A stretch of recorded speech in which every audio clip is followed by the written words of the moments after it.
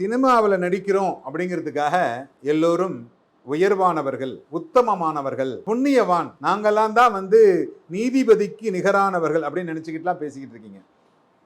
ரொம்ப தவறான கருத்துங்க நீங்க பேசுறது. அதுவும் சத்யராஜ் அப்படின்ற ஒரு நடிகர் இருக்காரு, நல்லா நடிக்கிறாரு, நாங்கெல்லாம் பார்த்துக்கிட்டு இருக்கோம் அப்படிங்கிறதுக்காக உங்க வாயில வந்ததெல்லாம் நீங்க பேசிக்கிட்டு இருக்கிறது ரொம்ப தவறான செயல் அப்படிங்கிறத ரொம்ப கண்டிக்கிறோம் நாங்க.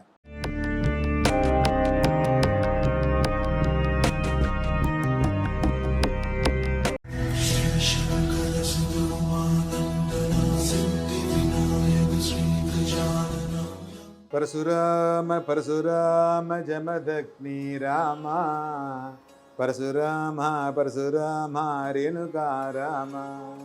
எல்லாம் வல்ல மூகாம்பியினுடைய அருளோடு இன்றைய சிந்தனைகள். அதுவும் சமீபத்தில் இந்த மாநாடு முடிஞ்சதுக்கு அப்புறம், முருகன் மாநாடு முடிஞ்சதுக்கு அப்புறம் அவர் ஒரு மீட்டிங்ல பேசுறாரு. பெரியார்கிட்ட போய் கேட்டாங்களாம் எல்லாரும், ஆஸ்திகனுக்கும் நாஸ்திகனுக்கும் என்ன வித்தியாசம் அப்படின்னு. ஒன்றும் வித்தியாசம் இல்லைப்பா, உண்டியலை வச்சா ஆஸ்திகன், உண்டியலை வச்சா நம்ம நாஸ்திகன் சொன்னாரு, அதில் பூட்டு போட்டு ஆஸ்திகன் அப்படின்ற மாதிரி சொல்றாரு.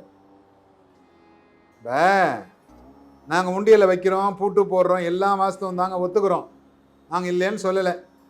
எங்கள் கோயிலில் நாங்கள் உண்டியல் வைத்திருக்கிறோம், பூட்டுறோம், கோயிலை பூட்டி வைக்கிறோம், ஏன்னா எங்கள் கோயிலில் வருமானம் ஜாஸ்தி, அதையும் சொல்கிறோம். நாங்கள் எங்கள் கோயில் வருமானத்தை வச்சு தான் இன்னைக்கு தமிழ்நாடு அரசாங்கமே ஓடிக்கிட்டு இருக்கு, இல்லைன்னு சொல்ல முடியுமா? உண்மை அதுதான். டாஸ்மார்க்கு நிகரான வருமானம் கொடுக்கக்கூடியது இந்த அறநிலையத்துறை,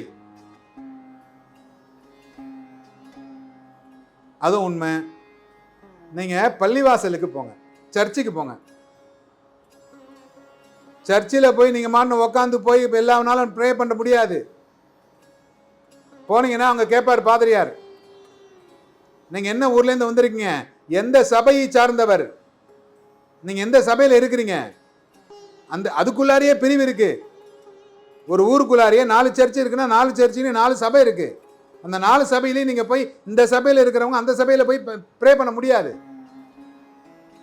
அது மாதிரி பள்ளிவாசல்ல போய் நீங்க மாட்டு உள்ளார போய் உட்காந்து பாங்கு சொல்ல முடியாது.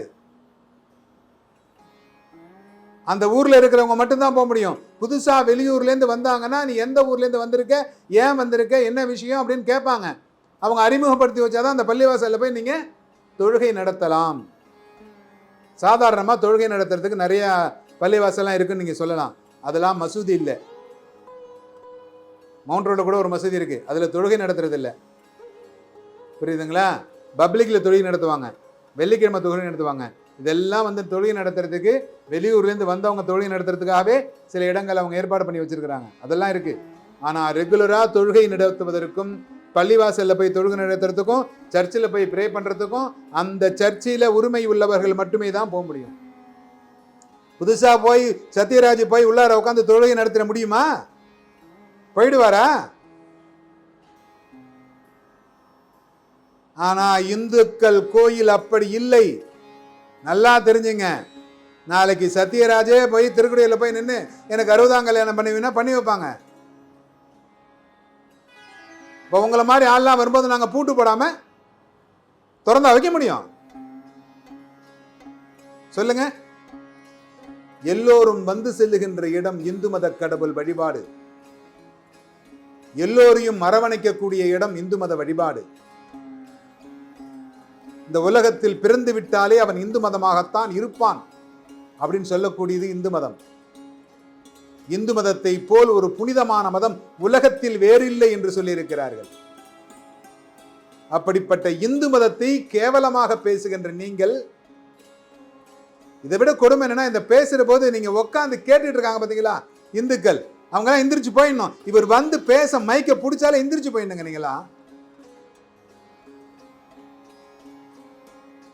ஏன் நீங்கெல்லாம் உட்காந்து அதெல்லாம் கேட்குறீங்க அப்படிங்கிறது தான் எங்களுக்கே ரொம்ப மனசு வருத்தமா இருக்கு. ஏன்னா அதாவது கொள்கை அப்படிங்கிறது வேற, கொள்கை உங்களுடையது, நீங்க எந்த கொள்கை வேணாலும் வச்சுக்கலாம். அது உங்க வீட்டுக்குள்ளார வச்சீங்க.